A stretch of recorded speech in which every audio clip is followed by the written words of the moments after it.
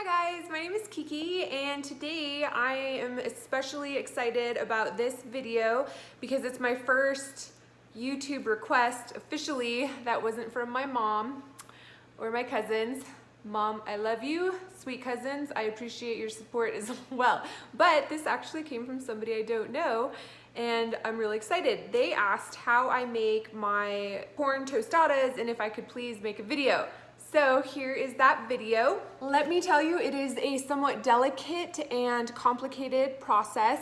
Just kidding, otherwise I wouldn't be doing it. All I do is take corn tortillas and put them on a parchment lined cookie sheet and pop them in the oven at 400 degrees for 10 to 12 minutes. Okay, before I put this in the oven, I'm gonna show you the corn tortillas that I buy.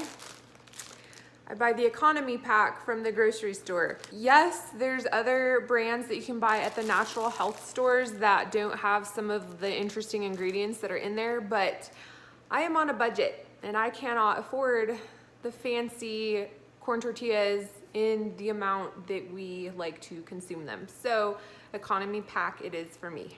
All right, so I don't spray them, I don't put salt on them. I suppose you could, but it's an extra step and nobody's complained so far. So I'm gonna put these in the oven for about 10 to 12 minutes and set your timer for 10 minutes and check them then. And if they're not toasty and they need 1 or 2 more minutes, set your timer for 1 more minute and check them again because they go from soft to burnt in like 30 seconds. So just keep a close eye on them.